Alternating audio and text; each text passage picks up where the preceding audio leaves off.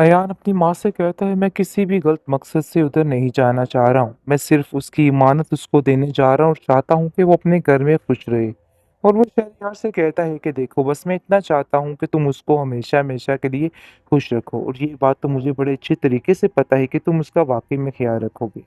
आप देखेंगे कि बहुत ज़्यादा खुश हो जाती है देखकर, क्योंकि फूफो जान काफ़ी ज़्यादा मोहब्बत करती हैं तबीन से। तबीन को कहती है कि देख लेना, ये सब कुछ ठीक हो जाएगा, तुम परेशान मत हो और घबराओ मत। इस पर वो अपनी फूफो से कहती है, आप अयान को साथ क्यों लेकर आए हैं? आपको उसको नहीं लेके आना चाहिए था। लेकिन जी आप देखेंगे कि वो कहती है कि मैं चाहती हूँ कि उसे इन सब चीज़ों का एहसास हो, जो कुछ उसने किया है सरासर गलत था। और वैसे भी तुम परेशान मत हो, ऐसा कुछ भी नहीं होगा, टेंशन लेने की कोई ज़रूरत नहीं है। आप देखेंगे कि ताबीन जो है वो बहुत ज़्यादा परेशान हो रही है, सोच रही है कि आखिर वो क्या करे कि सारे मामला ठीक हो जाएँ। लेकिन जी आप देखेंगे कि उसकी माँ कहती है कि तुम्हें हिम्मत नहीं है यार, और रेहान के सामने तो बिल्कुल भी अपने आप को ढीला मत छोड़ना, देख लेना सब ठीक हो जाएगा। अनकरीब हर चीज़ सेट होने वाली है, इसलिए बिला वजह टेंशन मत लो। इस तरह की टेंशन लोगी तो ये टेंशन तुम्हारे चेहरे पे साफ नज़र आएगी, और मैं बिल्कुल भी नहीं चाहती हूँ कि तुम्हारे चेहरे पे कुछ भी नुमाया हो। इसलिए चाहती हूँ कि तुम अपनी ज़िंदगी को अच्छे तरीके से एन्जॉय करो और गुज़ारो। तुमने जो तकलीफ देखनी थी सो देख ली है, अब मज़ीद तकलीफ़ें तुम्हारे लिए नहीं हैं, बल्कि खुशियों वाली रास्ता, खुशियों वाली मंज़िल तुम्हारा राह देख रही है।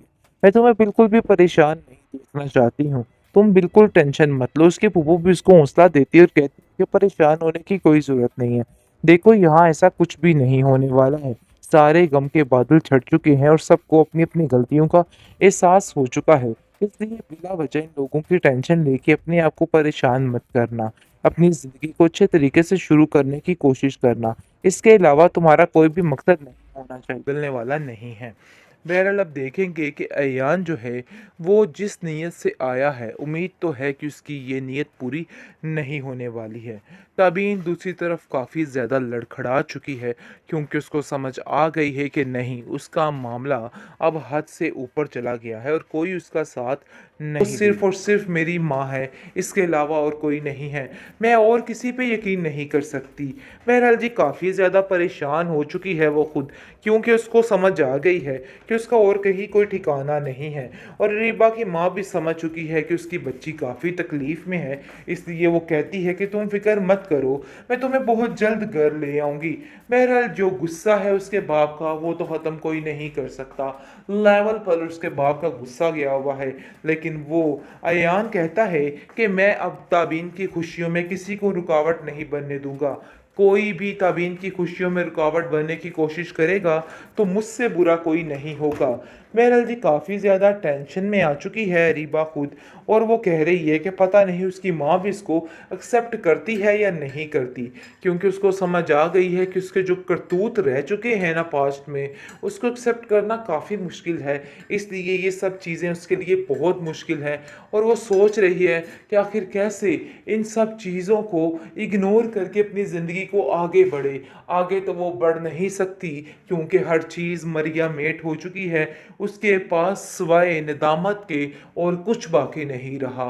और वो समझ चुकी है कि अब सिवाय पछताने के और उसे कुछ हासिल नहीं होने वाला। यही अज़ियत उसको दिन रात ख़त्म करने पर मजबूर कर रही है और परेशान कर रही है, और वो सोच रही है कि आखिर ये सारा कुछ कैसे ठीक करे।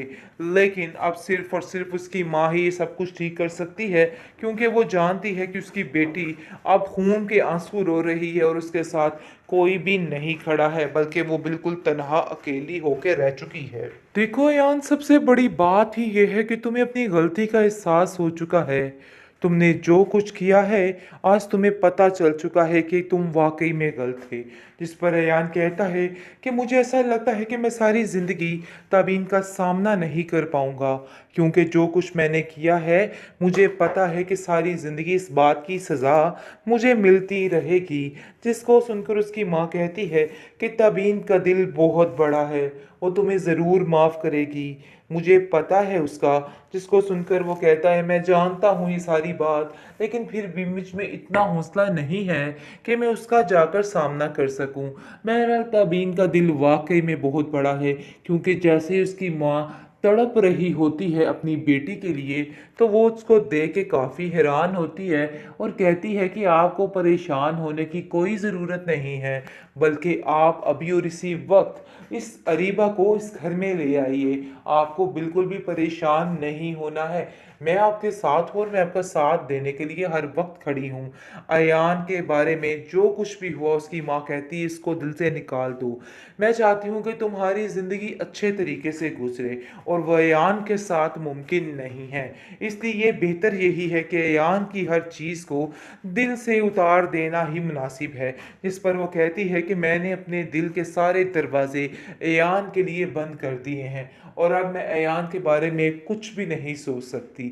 बस आप फिक्र मत कीजिए, जैसा आप कहेंगी वैसा ही होगा।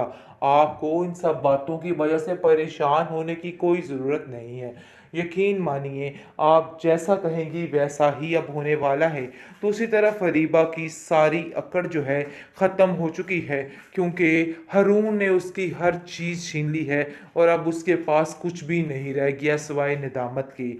और अब वो काफ़ी पछता रही है कि काश वो पहले ही अयान को ना ठुकराती। कभी उसको हसीब की याद आ रही है और कभी दूसरे वाले की। उसको खुद समझ नहीं आ रही कि वो क्या करे। बहरहाल वो कहती है कि काश मैं अपनी माँ के पास वापस चली जाऊँ। इस पूरी दुनिया में मुझे ऐसा लग रहा है कि अगर कोई सहारा देगा तो वो सिर्फ़ और सिर्फ़ मेरी माँ है, इसके अलावा और कोई नहीं है। मैं और किसी पे यकीन नहीं कर सकती। बहरहाल जी काफ़ी ज़्यादा परेशान हो चुकी है वो खुद, क्योंकि उसको समझ आ गई है कि उसका और कहीं कोई ठिकाना नहीं है और रीबा की माँ भी समझ चुकी है कि उसकी बच्ची काफ़ी तकलीफ़ में है। इसलिए वो कहती है कि तुम फ़िक्र मत करो, मैं तुम्हें बहुत जल्द घर ले आऊँगी। बहरहाल जो गुस्सा है उसके बाप का वो तो ख़त्म कोई नहीं कर सकता।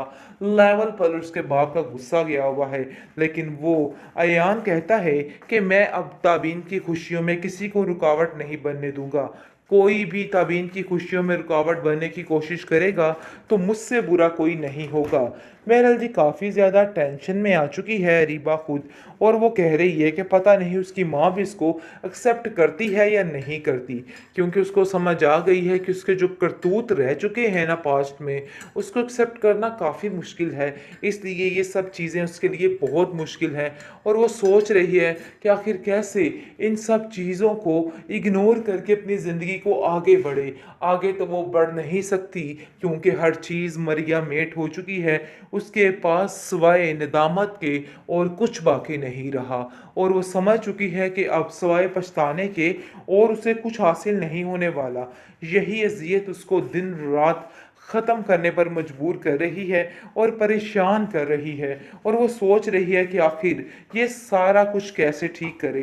लेकिन अब सिर्फ़ और सिर्फ़ उसकी माँ ही ये सब कुछ ठीक कर सकती है, क्योंकि वो जानती है कि उसकी बेटी अब खून के आंसू रो रही है और उसके साथ कोई भी नहीं खड़ा है, बल्कि वो बिल्कुल तन्हा अकेली होकर रह चुकी है।